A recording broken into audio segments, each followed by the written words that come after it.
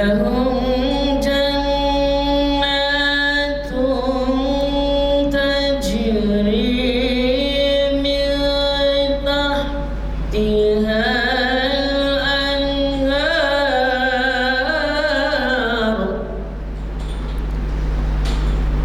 ذلك الفوز الكبير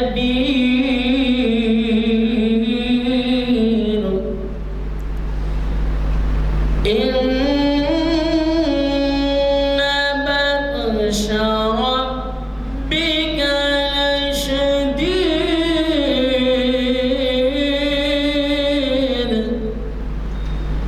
إنه هو يبدئ ويعيد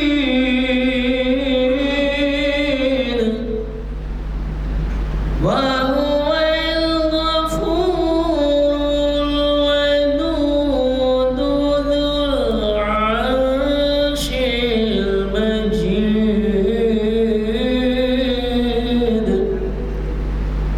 فعال لما يريد هل أتاك حديث الجنود فرعون وثمود بل الذين كفروا في تكذيب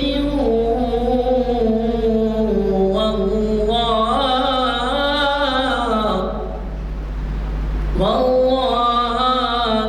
من ورائهم محيط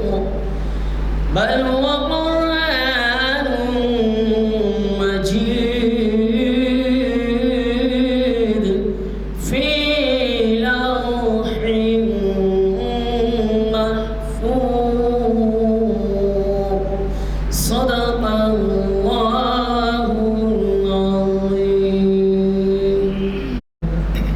آج 12 جمادی الاول 1445 ہجری موافق 27 نومبر 2023 عیسوی دن پیر بعد نماز عصر جامع مسجد عالیہ کے کانفرنس ہال میں منعقد کی جا رہی ہے شریعت انفارمیشن سروس کی 921ویں نشست. مخاطب کریں گے عالی جناب ڈاکٹر مفتی تنظیم عالم قاسمی صاحب. عنوان ہے غیروں کی مشابہات و مماثلات شرعی نقطہ نظر سے. میں ادباً گزارش کرتا ہوں عالی جناب ڈاکٹر مفتی تنظیم عالم قاسمی صاحب سے وہ ڈائز پر آئیں اور ہمیں مخاطب کریں. الرحیم الحمد للہ رب العالمین والصلاة والسلام علی سید الانبیاء محمد بن عبد اللہ الامین وعلى آلہ وصحبہ وذریاتہ وازواجہ وأهل بیتہ اجمعین اما بعد فقد قال اللہ تبارک وتعالی فی القرآن المجید فاعوذ باللہ من الشیطان الرجیم بسم اللہ الرحمن الرحیم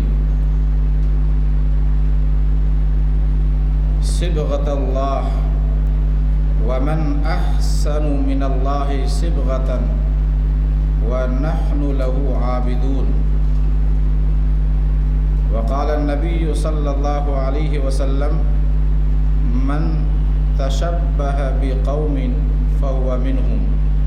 او کما قال علیہ الصلاۃ والسلام. حضرات ناظرین کرام، سامعین اعظام، میرے بزرگوں اور دوستوں، آپ کے علم میں ہوگا کہ مذہب اسلام کا ایک مکمل سسٹم ہے اور ایک مکمل اس کا اپنا مستقل نظام ہے. اس سسٹم کی خصوصیت یہ ہے کہ اس میں ایک انسان کے پیدا ہونے کے بعد سے لے کر کے موت تک تمام گوشوں کی رہنمائی مکمل طور پر تشفی بخش، اطمینان بخش موجود ہے۔ کسی بھی موقع پر آپ کو مایوسی نہیں ہوگی، مرد ہو یا عورت ہو، بچہ ہو یا بوڑھا ہو، مالدار ہو یا غریب ہو، جیسا بھی ہو، لیکن جس موڑ پر بھی آپ شریعت اسلامی سے رہنمائی چاہیں گے، آپ کو رہنمائی مکمل طور پر حاصل ہوگی۔ یہ شریعت کا اعجاز ہے۔ سائنس ترقی کرتا کرتا آسمان تک پہنچ جائے، ٹیکنالوجی ترقی کرتی ہوئی چاہے آسمان تک پہنچ جائے، چاند پہ پہنچ جائے، لیکن شریعت کا اسلامی کا اعجاز یہ ہے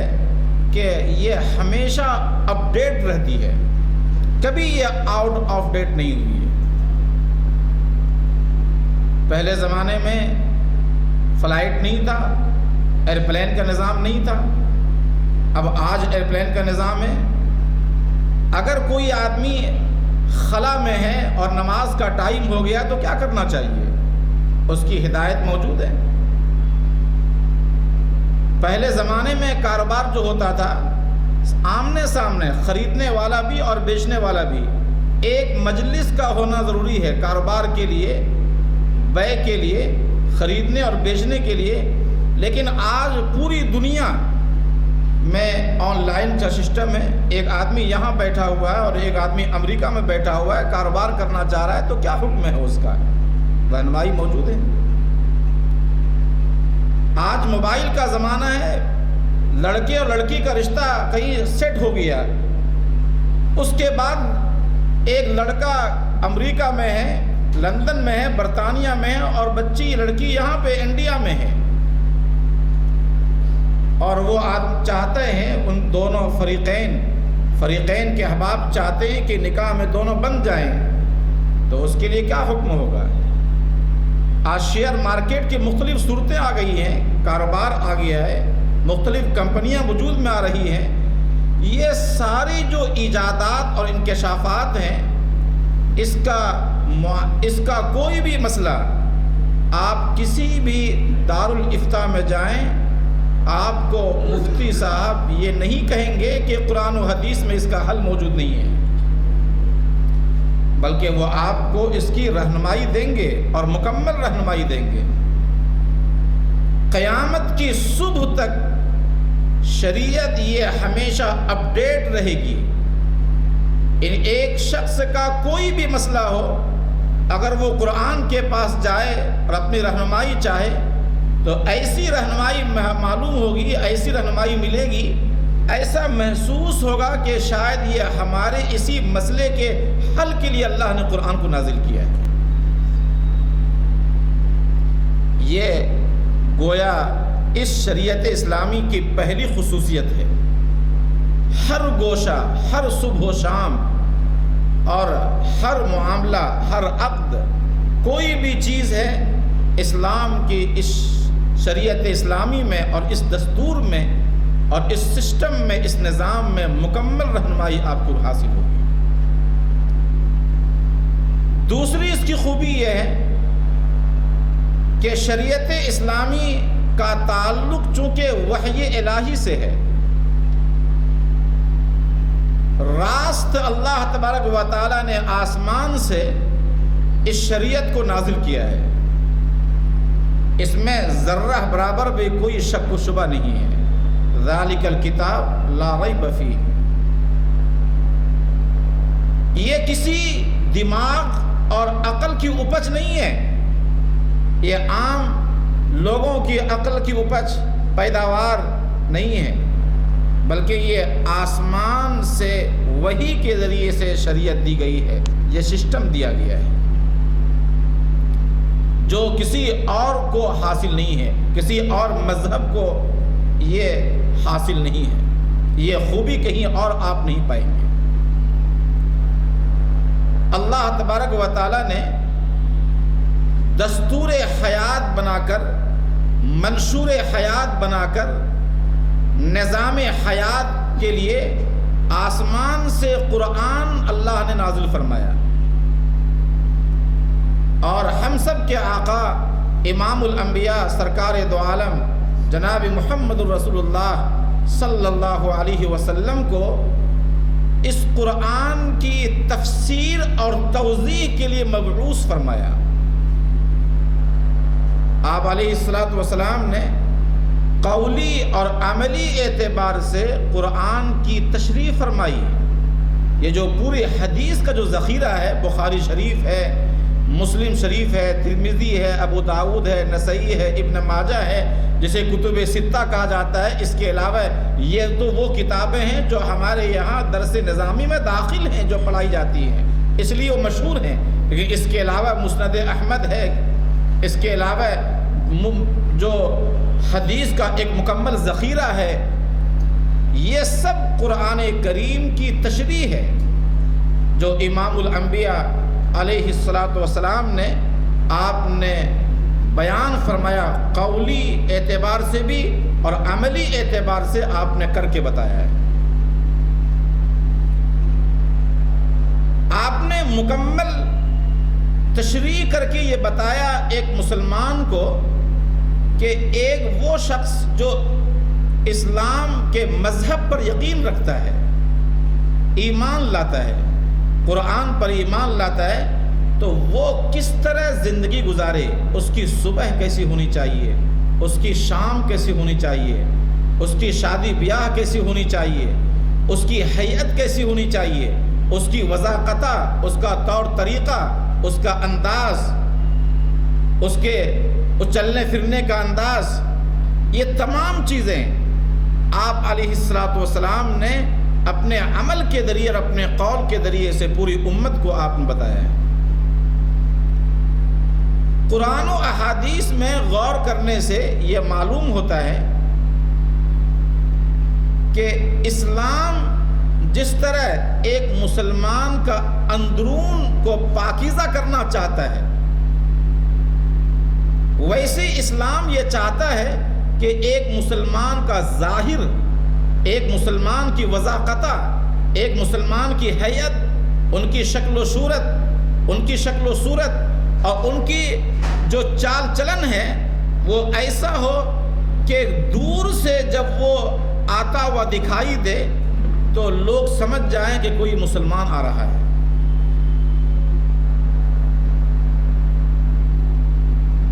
لوگ ان کو دیکھ کر کے یہ محسوس کریں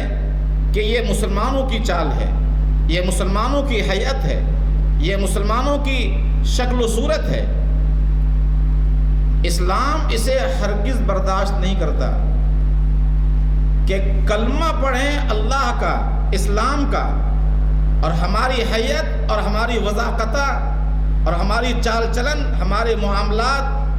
وہ غیروں کے ہوں، اسے اسلام ہرگز پسند نہیں کرتا۔ قرآن کہتا ہے سورہ بقرہ آیت نمبر 138 میں، صبغۃ اللہ ومن احسن من اللہ صبغۃ ونحن له عابدون۔ پہلے زمانے میں عیسائیوں کے یہاں جب بچہ پیدا ہوتا تھا تو ان کو ایک خاص رنگ میں وہ لوگ اسے ڈبوتے تھے اور یہ سمجھتے تھے کہ اب یہ بچہ عیسائی بن گیا، یا اگر کوئی شخص کسی اور مذہب سے عیسائیت میں داخل ہوتا تو ایک خاص طرح کے پانی سے اسے غسل دیا جاتا اور بہت سے بعض رسوم انجام دیے جاتے، اور وہ یہ سمجھتے تھے کہ اب یہ مذہب عیسائیت میں داخل ہو گیا ہے۔ قرآن نے اس کو رد کیا ہے اور فرمایا، اور اللہ تعالیٰ نے حضور سے کہا کہ اے نبی آپ امت سے خطاب کر کے فرما دیجئے، ان لوگوں سے بھی اور ان کے علاوہ اور بھی لوگوں سے آپ کہہ دیجئے، یہ خاص رنگوں میں ڈبونے سے ہمارے یہاں کوئی مسلمان نہیں بنتا اور نہ کوئی مذہب والا ہوتا ہے اور نہ یہ اللہ کو پسند ہے۔ اللہ کی نظر میں کسی خاص رنگ کے میں غسل کرنے سے، کسی خاص رنگ میں ڈوبنے سے کوئی نہ تو اللہ والا بنتا ہے نہ کوئی مذہب والا بنتا ہے۔ اے نبی آپ فرما دیجئے صبغت اللہ، ہم لوگوں نے تو اللہ کے رنگ کو قبول کر لیا ہے، اور اللہ کے رنگ سے بہتر کس کا رنگ ہو سکتا ہے؟ وَنَحْنُ لَهُ عَابِدُونَ، اور ہم تو اللہ کے ہی عبادت گزار ہیں۔ مفسرین نے وضاحت کی ہے کہ یہاں رنگ سے مراد کوئی خاص رنگ نہیں ہے، بلکہ رنگ سے مراد اسلامی شریعت کے احکام میں، خدائی احکام میں ڈوب جانا ہے، غوطہ لگانا ہے، کہ ایک مسلمان کا کوئی عمل شریعت کے خلاف نہ ہو، چاہے عبادت ہو، چاہے معاملات ہو، چاہے وہ انفرادی زندگی ہو، اجتماعی زندگی ہو، معاشیات ہو، اکنومی ہو، کوئی بھی چیز ہو، کوئی بھی مسئلہ ہو۔ صرف یہ نہیں کہ دین ہماری صرف مسجد کے اندر رہے، ڈور کے اندر رہے، اور جب ہم یہاں سے نکلیں تو 10 روپے کے لیے انسان ایسا جھوٹ بولے کہ عرش بھی کانپ اٹھے۔ مسجد سے باہر ابھی نہیں نکلے ہیں اچھی طرح کہ وہ دھوکہ، وہ غداری اور وہ جھوٹ، وہ خیانت، وہ بددیانتی، وہ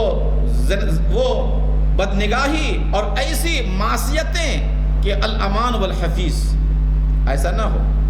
صبغت اللہ، مسجد میں رہیں گے تو بھی ایک مسلمان بن کر کے رہیں گے، مسجد کے باہر بھی جائیں گے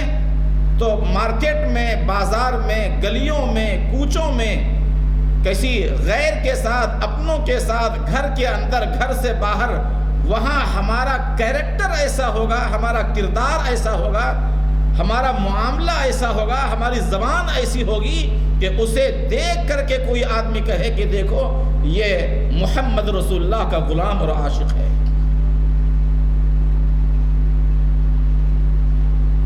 اس کا قبلہ کوئی وائٹ ہاؤس نہیں ہے، اس کا قبلہ روضہ اطہر ہے، اس کا قبلہ بیت اللہ ہے، اس کا قبلہ مکۃ المکرمہ ہے، اس کا قبلہ مدینہ منورہ ہے۔ یہ عاشق رسول ہے، اس کے دل میں خوف خدا ہے۔ اس طرح ہماری وضاقتہ ہو، اس طرح ہمارے معاملات ہوں۔ اگر انسان سو کر کے اٹھے تو ایمان کے ساتھ اٹھے، اور سوئے تو ایمان کے ساتھ سوئے، اور وہ یہ کہے کہ الہ العالمین میرا جینا بھی تیرے لیے اور میرا مرنا بھی تیرے لیے ہے۔ مولا کریم من احییتہ منا فاحیہ علی الاسلام ومن توفیتہ منا فتوفہ الایمان۔ اے اللہ آپ زندہ رکھیں تو ایمان پر زندہ رکھیں۔ اے اللہ اگر ہماری موت کا وقت آ جائے تو زبان پہ کلمہ نصیب ہو، مولا اس کی ہمیں توفیق عطا فرما۔ قل ان صلاتی و نسکی و محیای و مماتی للہ رب العالمین۔ یہ ہر مسلمان کی خواہش ہونی چاہیے، ہر مسلمان کو اپنی زبان سے بولنا چاہیے۔ پتہ نہیں ایمان ہمارے سینے سے کب رخصت ہو جائے۔ آج ہم مسلمان ہیں، یہ اللہ کا شکر ہے، پتہ نہیں کہ کل آئندہ ہم کیا ہوں گے۔ امام الانبیاء علیہ السلام نے فرمایا کہ بعض ایسے بھی لوگ ہوں گے کہ یصبح مومنا و یمسی کافرا، صبح جب انسان کرے گا تو ایمان کے حال میں کرے گا، شام جب ہوگی بازار سے واپس آئے گا ایمان کو ختم کر کے، ایمان کا سودا کر کے آئے گا، وہ کفر کے حال میں شام کرے گا۔ وَيُمْسِي مُؤْمِنًا وَيُصْبِحُ كَافِرًا، ایمان شام کرے گا ایمان کے حال میں اور صبح کرے گا کفر کے حال میں۔ چند پیسوں کے لیے آدمی آج مسلک بدل ڈالتا ہے، چند پیسوں کے لیے آج آدمی مذہب بدل ڈالتا ہے، چند پیسوں کے لیے انسان اپنے حقیقت کو بدل ڈالتا ہے۔ صبغت اللہ، اے نبی آپ فرما دیجئے کہ ہم تو بس اپنے رب کائنات، اپنے پروردگار، اپنے خالق کے رنگ میں، ان کے احکام میں ہم ڈوب گئے۔ بس اسی طرح اللہ تعالیٰ اسی طرح اللہ ہمیں ڈبائے رکھے، اسی طرح اپنے احکام کا ہمیں فرما بردار اور پیروکار بنائے رکھے کہ موت اسی حالت پر آئے۔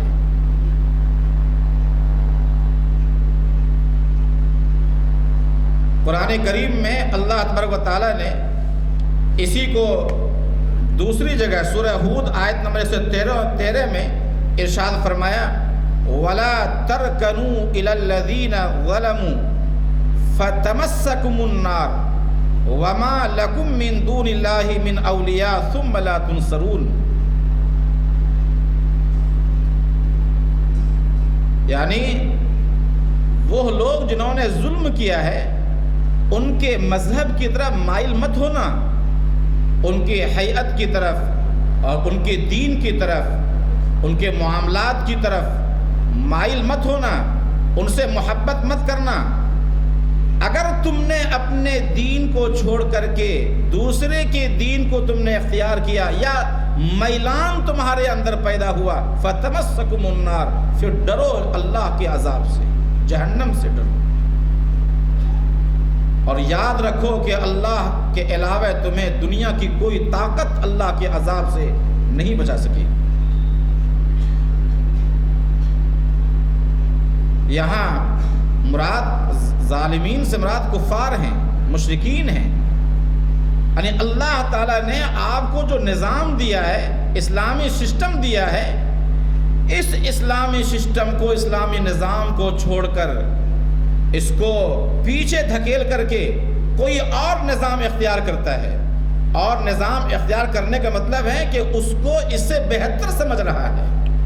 تبھی تو ان کے پاس جا رہا ہے، کسی اور کی شکل اختیار کر رہا ہے، اور کی حیت کو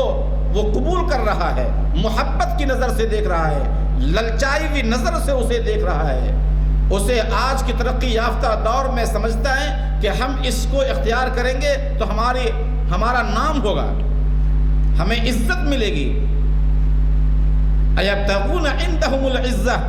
کیا یہ لوگ ان کی شکل، ان کی صورت، ان کے معاملات اور ان کے مذہب، ان کی جماعت، ان کے طور طریقے اختیار کر کے عزت تلاش کر رہے ہیں؟ اے نبی آپ فرما دیجئے کہ عزت صرف اور صرف مذہب اسلام میں ہے۔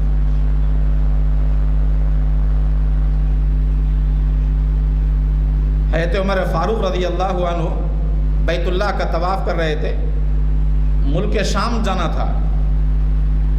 17 پیبند لگے ہوئے تھے۔ سیدنا حضرت علی رضی اللہ عنہ فرماتے ہیں، حضرت علی فرماتے ہیں کہ میں نے کہا یا امیر المؤمنین، کم سے کم آپ تھوڑا کپڑا تو بدل لیں، کپڑا بدل کر کے دوسرا کپڑا پہن لیں، کیونکہ آپ کہاں جا رہے؟ ایسی جگہ جہاں کپڑا پہننے سے عزت بڑھ جاتی ہے۔ حضرت عمر فاروق رضی اللہ عنہ بہت سخت ناراض ہوئے، فرمایا قد اعزنا اللہ بالاسلام، تم کپڑے کی بات کرتے ہو، اللہ تعالیٰ نے ہمیں کپڑے کی وجہ سے، کپڑے پہننے کی وجہ سے عزت نہیں دی ہے، اللہ نے عزت اگر دی ہے تو ہمیں اسلام کی بنیاد پہ عزت دی ہے، قرآن کی بنیاد پہ اللہ نے ہمیں عزت دی ہے، کپڑا پہننے سے عزت نہیں دی ہے اللہ تعالیٰ نے۔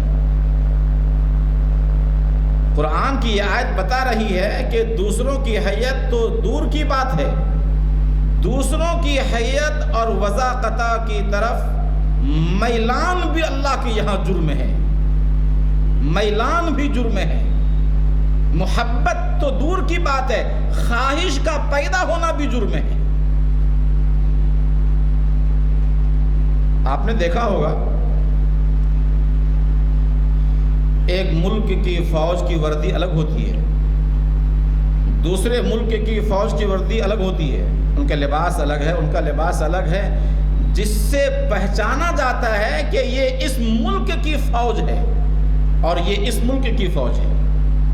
اس ملک کی فوج دوسرے ملک کی فوج کی وردی نہیں پہنا کرتی ہے، تاکہ صاف طور پر یہ معلوم ہو کہ یہ اس ملک کی فوج ہے، یہاں کی سپاہی ہے، اور وہ اس ملک کی فوج ہے۔ اللہ تبارک و تعالیٰ نے قرآن اور حدیث کے ذریعے سے جو ہمیں نظام دیا ہے، صاف انداز میں اللہ نے جگہ جگہ بیان کیا ہے کہ ہم یہ چاہتے ہیں کہ مسلمانوں کا خیمہ الگ رہے اور کافروں کا خیمہ الگ رہے، اللہ کو نہ ماننے والوں کا خیمہ الگ رہے، اللہ کے دشمنوں کا خیمہ الگ رہے، اور مسلمان جو اللہ کو مانتے ہیں، قرآن کو مانتے ہیں، حدیث کو مانتے ہیں، ان کے نظام کو ایکسپٹ جنہوں نے کیا ہے، قبول کیا ہے، ان کے معاملات، ان کے چال چلن، ان کے انداز سے یہ محسوس ہو جائے کہ یہ الگ لوگ ہیں اور یہ الگ لوگ ہیں۔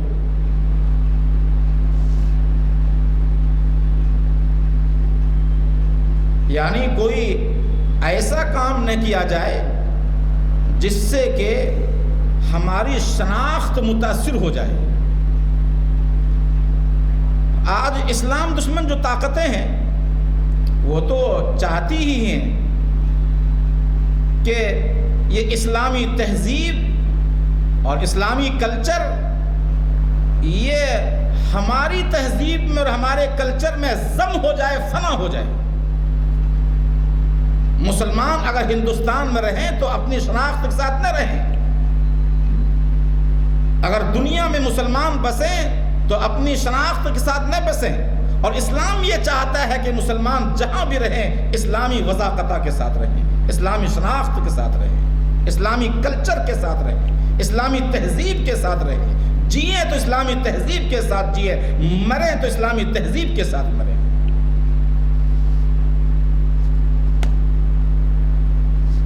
یہاں سوال یہ پیدا ہوتا ہے، مشہور حدیث ہے جیسا کہ ہم نے آپ کے سامنے تلاوت کی ہے، امام الانبیاء علیہ الصلوۃ والسلام نے فرمایا من تشبہ بقوم فہو منہم، جس نے دوسروں کی مشابہت اختیار کی، مشابہت، مماثلت، مشابہت کے معنی آتے ہیں یعنی ایک کا دوسرے کی طرح ہو جانا۔ مشابہت بعض لوگوں نے کہا ہے کہ مشابہت کے معنی آتے ہیں اپنی اصلی صورت اور رنگ روپ کو چھوڑ کر کے دوسروں کی صورت اور رنگ روپ کو اختیار کر لینے کا نام مشابہت ہے، مماثلت ہے۔ یا آپ یہ کہیے کہ اپنی ہستی اور اپنے وجود کو دوسرے کی ہستی میں فنا کر دینا کہ پتہ نہ چلے کہ اس کا تعلق اس مذہب سے ہے۔ یا بعض نے یہ کہا ہے کہ اپنی حیت اور وضع کو تبدیل کر کے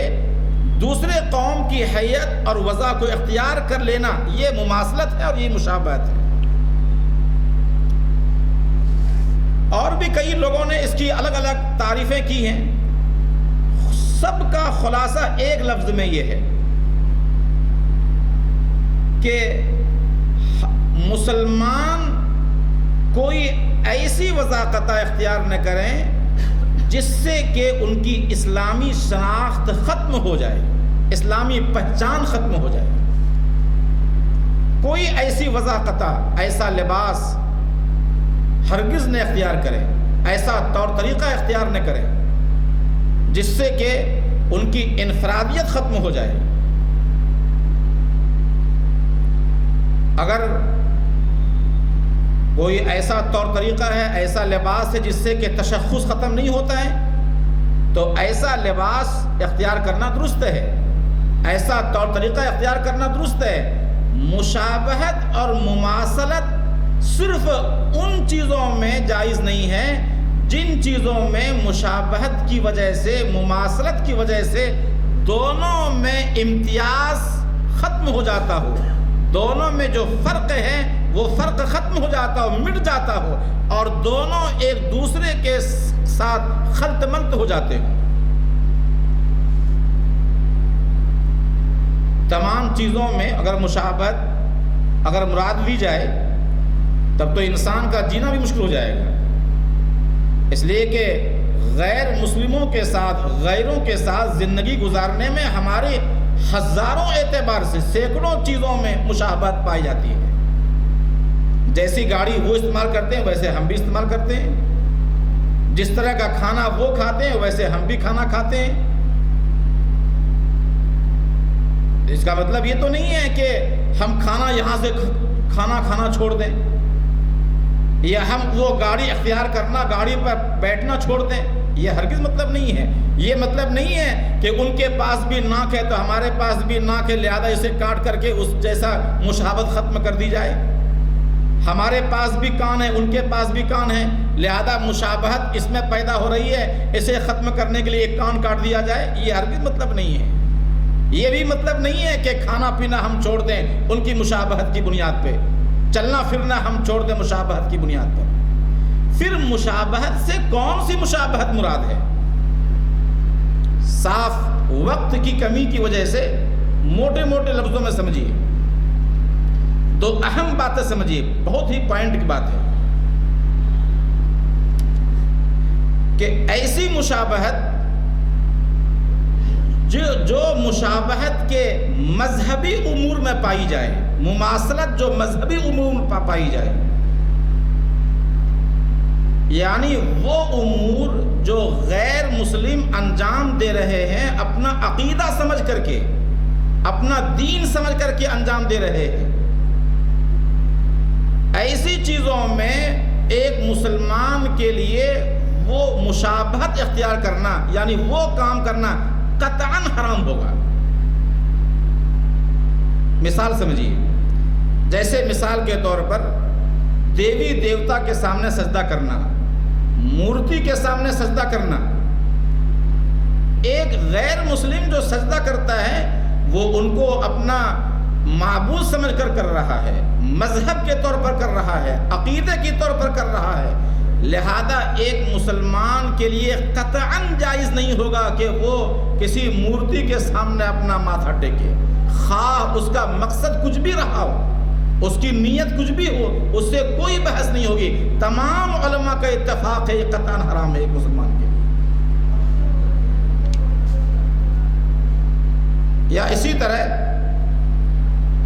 جیسے عیسائیوں کی یہاں صلیب لٹکاتے ہیں، یا گلے میں ایک زنجیر رہتی ہے اور وہ صلیب لگاتے ہیں، صلیب، جس سے یہ معلوم ہوتا ہے کہ یہ عیسائی ہے، اور ان کا جو عقیدہ ہے معاذ اللہ حضرت عیسیٰ علیہ السلام کو سولی پہ چڑھا دیا گیا، وہ اس طرح صلیب اسے بولتے ہیں جیسے کہ ڈاکٹروں کے یہاں کٹ کا نشان جو ہوتا ہے، تو اسی طرح جو پلس کا نشان جیسے ہے، اس انداز میں وہ اپنے یہاں سینے پہ لگاتے ہیں زنجیر میں۔ وہ ان کا عقیدہ ہے، ان کے مذہب کا حصہ ہے۔ خدا نہ خواستہ آج بھی کوئی بچہ، کوئی نوجوان اسکول اور کالج میں پڑھنے والا ماڈرن بتانا چاہے اپنے آپ کو، اور وہ صلیب لے کر کے لے آئے خرید کر کے اور پہن لے، اس کے دائرے اسلام میں رہنے میں بھی شبہ پیدا ہو جائے گا۔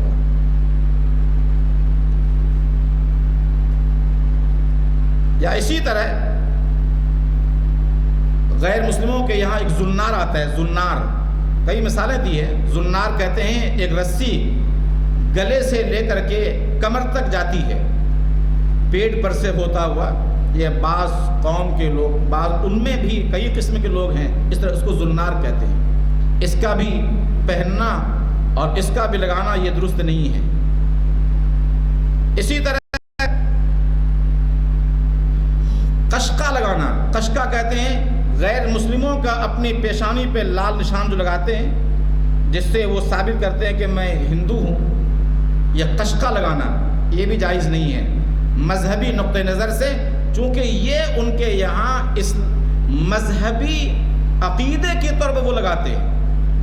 عقیدہ کے طور پر مذہب کا حصہ ہے۔ اسی طرح ہولی کھیلنا، ہولی کھیلتے ہیں رنگ کا، اور یہ ایسا تہوار ہے، اور افسوس کے ساتھ یہ کہنا پڑ رہا ہے کہ ہمارے یہاں کے بہت سے نوجوان، بہت سے بچے، اور خاص طور پر وہ جو عصری تعلیم یافتہ ہیں، اور خاص طور پر وہ بچے، وہ نوجوان جن کو معلوم نہیں ہے کہ وضو کے فرائض کیا ہیں، لیکن انہیں یہ ضرور معلوم ہے کہ کس کرکٹر نے کب چھکا مارا تھا اور کب چوکا لگایا تھا، اور کس ناچنے والے اور ڈانس کرنے والے اور ان فلموں میں ناچنے والوں کا ایک ایک کا نام اسے یاد ہے، جسے ان کے والدین نے تربیت نہیں دی ہے۔ وہ گویا کہ لے کر کے رنگ وغیرہ ایک دوسرے پر پھینکتے ہیں گھروں میں، اپنے بھائی بہنوں میں، اپنے معاشرے میں، اپنے سماج میں، کتنے تعجب اور افسوس کی بات ہے۔ یہ تو وہ طریقہ ہے جو غیروں کے یہاں مذہب سمجھ کر کے کیا جاتا ہے، تہوار سمجھ کر کیا جا رہا ہے، مسلمانوں کے لیے اس کا استعمال کرنا قطعاً جائز نہیں ہے۔ اور اگر اس کے ساتھ رضامندی ہو، خوشی کا اظہار ہو، تو علماء لکھتے ہیں کہ اس کا اسلام سے وہ خارج ہو جائے گا۔ اسی طرح دیوالی میں ابھی دیوالی کا تہوار گزرا ہے، ہم نے دیکھا ہے بہت سے مسلمانوں کو وہ پٹاخے پھوڑتا ہوا، پٹاخے خریدتا ہوا، اور وہ اپنے گاؤں میں، اپنے گلی میں، اپنے کوچے میں شاید اتنی خوشی ان کو بھی نہیں ہوگی جن کا تہوار ہے، جتنی خوشی ہمارے نوجوان بچوں کو ہو رہی ہے، اور ایک دوسرے کو ہیپی دیوالی اور ہیپی ہولی، اس طرح جائز سی بات ہے کہ اس طرح کھیلنا اور اس طرح کی مبارکباد دینا، یہ کیا بتا رہا ہے؟ یہ کتنے ہمارے لیے تعجب و افسوس کی بات ہے۔ عیسائیوں کے یہاں حضرت عیسیٰ علیہ السلام کی پیدائش کا جو دن ہے، کرسمس ڈے جسے کہا جاتا ہے، یہ بھی وہ ان کے تہوار کا حصہ ہے۔ اس طرح کے جو بھی چیزیں مذہب اور عقیدے کے طور پر کیا جائے وہ جائز نہیں ہے، وہ اس کی حرمت میں کوئی شبہ نہیں ہے۔ ابھی ایک ہفتہ پہلے 18 تا 20 نومبر جامعۃ الاسوۃ الحسنہ پلہ پٹی کرور تامل ناڈو میں اسلامک فقہ اکیڈمی انڈیا کا فقہی سیمینار تھا، 32واں فقہی سیمینار تھا، اور اسی موضوع پر تھا۔ اس میں کئی فیصلے ہوئے ہیں، 300 علماء کرام تقریباً محققین اس میں شامل تھے، اچھے مقالہ نگاران۔ ان کے الفاظ سنیے جو فیصلہ ہوا ہے۔ سلیب لٹکانا، زنار پہننا، قشقہ لگانا، ہولی کھیلنا، دیوالی میں دیا جلانا، کرسمس میں شریک ہونا، یوگا کرنا یا اس طرح کے دوسرے مذہبی اعمال، یہ سب مذہبی تشبہ کے دائرے میں آتے ہیں اور یہ سب کے سب ناجائز ہیں۔ سرسوتی وندنا، سوریہ نمسکار، وندے ماترم، بائبل یا گیتا سے مشرکانہ دعائیہ کلمات پڑھنا، دیوی دیوتاؤں کے سامنے ہاتھ جوڑنا یا ان کے نام کے نعرے لگانا، حضرت مسیح کے مجسمہ فوٹو کے سامنے ہاتھ جوڑ کر کھڑا ہونا، یہ سب دیگر مذاہب کے مذہبی شعار میں ہیں، ان سے بچنا لازمی ہے، اور ان کے ارتکاب کی وجہ سے دائرے ایمان سے نکل جانے کا اندیشہ ہے۔ یاد رکھنے کی ضرورت ہے اور اس پیغام کو آگے بڑھانے کی ضرورت ہے۔ تو ایک بات ہو گئی کہ وہ چیز جو انسان جو غیروں کے یہاں جو مذہبی کے طور پر، مذہبی شعار کے طور پر وہ انجام دیتے ہوں۔ دوسری چیز ہے کہ ایسا لباس، ایسی وضاقتہ جو مذہب یا عقیدے کے طور پر وہ انجام تو نہیں دیتے، لیکن ان کی پہچان ہے، ان کا شعار ہے۔ جیسے غیر مسلموں کے یہاں، ان کے یہاں جو پنڈت ہے، ان کے طور پر خاص ایک رنگ کا، گیروی رنگ کا کپڑا پہنتے ہیں، جس کو دیکھ کر لوگ سمجھ جاتے ہیں کہ یہ غیر مسلم کا پنڈت ہے۔ ایسا لباس مسلمانوں کے لیے استعمال کرنا قطعاً جائز نہیں ہوگا۔ نصارہ کی ایک ٹوپی خاص آتی ہے، نصارہ کی، عیسائیوں کی، جو وہی لوگ پہنتے ہیں اور جس کو دیکھ کر کے سمجھ جاتے ہیں کہ یہ نصارہ ہے۔ ایسی ٹوپی کا استعمال جائز نہیں ہے۔ سکھوں کا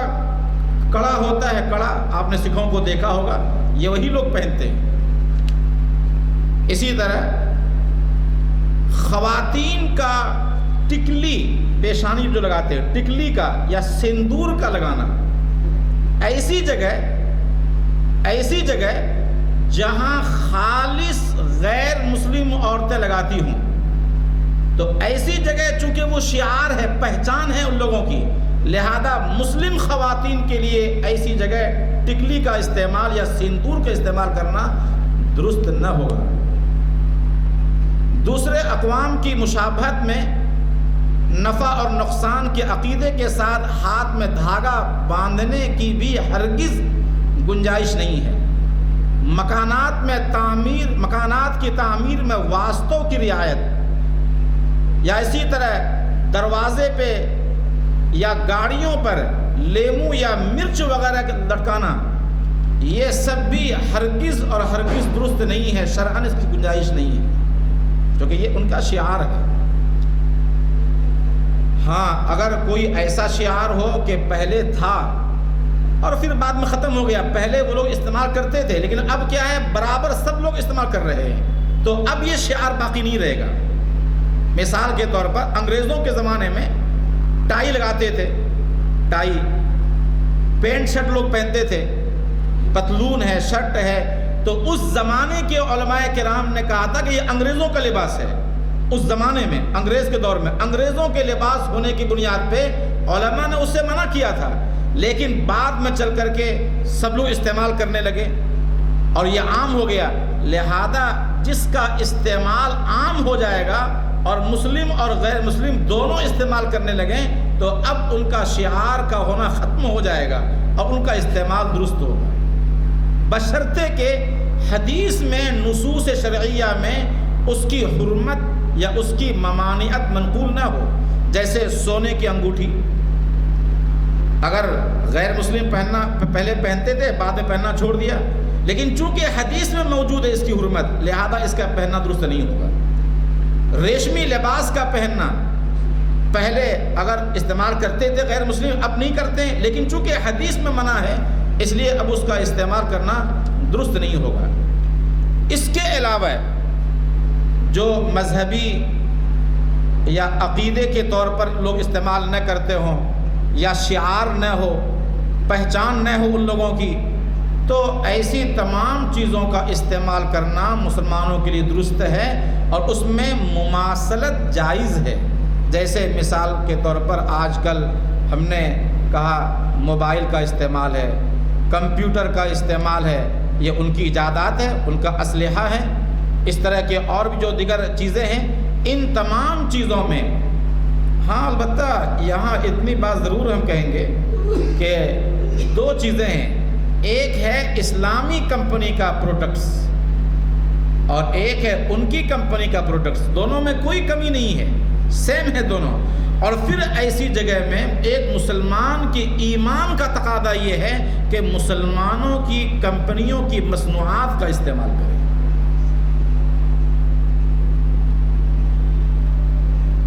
پروڈکٹس کا استعمال کریں، ورنہ یہاں اس کو چھوڑ کر کے ادھر جانے کا مطلب یہ ہوا کہیں نہ کہیں کسی درجے میں ہے اس کی محبت اور اس کی طرف ہے میلان۔ آپ غور کیجئے کہ اللہ کے نبی علیہ الصلوۃ والسلام نے کس طرح دوسروں کی مشابہت سے منع فرمایا ہے۔ عاشورہ کا روزہ آپ نے فرمایا کہ آئندہ سال میں اگر زندہ رہا تو 9 کو یا 11 کو ملا کر رکھیں گے، کیوں؟ اس لیے کہ یہود کا طریقہ یہ ہے کہ وہ ایک دن روزہ رکھا کرتے ہیں۔ جب عبادت میں اس طرح آپ نے مشابہت سے بچنے کی ہدایت دی ہے تو عام جو تہذیب ہے، جو عام کلچر ہے، اس میں کس قدر ہمیں دور رہنا چاہیے۔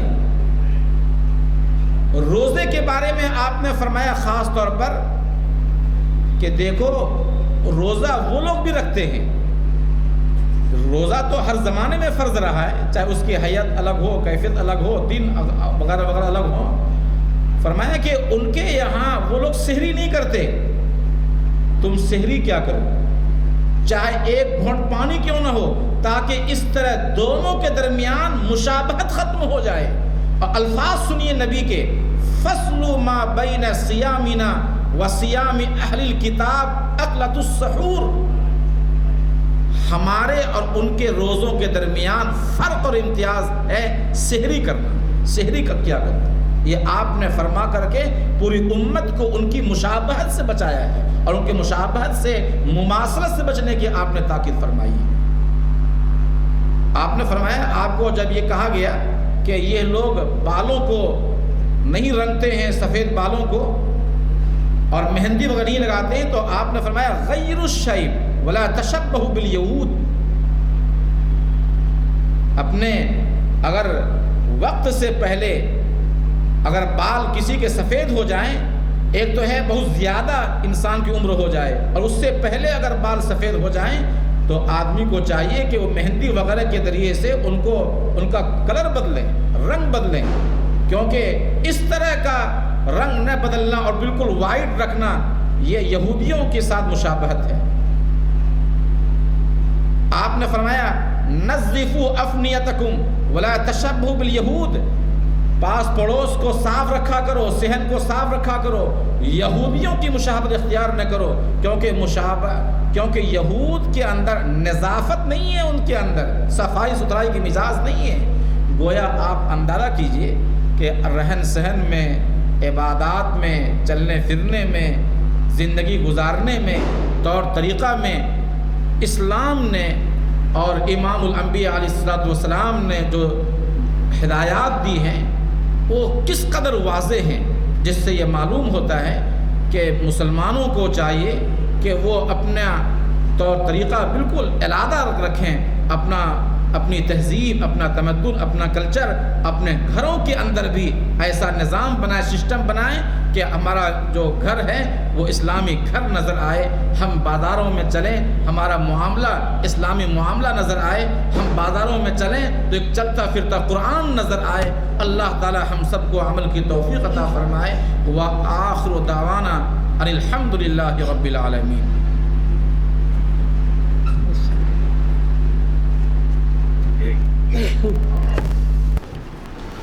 السلام علیکم ورحمۃ اللہ وبرکاتہ۔ الحمدللہ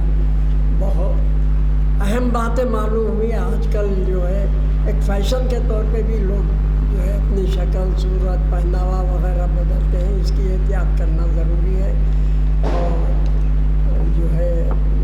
کافی محنت کرتے ہیں آپ لوگ۔ اللہ تعالیٰ آپ کی عمر دراز کرے، آپ کے علم میں برکت دے، اور ہم کو بار بار آپ کا سننا نصیب فرمائے۔ کچھ نہ کچھ ہمارے معلومات میں اضافہ ہو جاتا ہے۔ جزاکم اللہ خیر۔ دعا فرمائیں۔ بسم اللہ الرحمن الرحیم۔ الحمدللہ رب العالمین۔ اللہم صلی علی سیدنا محمد وعلی آل سیدنا محمد وبارک وسلم۔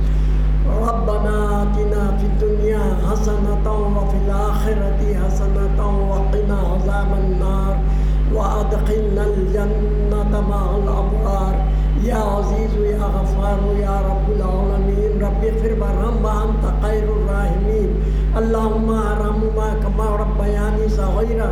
رب اغفر لی رب اغفر لی رب اغفر لی۔ یا الہ العالمین یا رحم الراحمین، اے اللہ ہمارے والدین عزیز و خارج رشتہ دار جتنے بھی دنیا فانی سے گزر چکے ہیں، سارے مومنین مومنات مسلمین مسلمات جو اس دنیا سے پردہ کر چکے ہیں، میرے مولا ان کے درجات میں بلندی عطا فرما، ان کے ساتھ رحم کا کرم کا معاملہ فرماتے ہوئے ان کی قبروں کو جنت کا باغ بنا دے۔ ہم سب جو بقید حیات ہیں میرے مولا ان سب کو توفیق دے، ہدایت دے، سچی توبہ کر لے،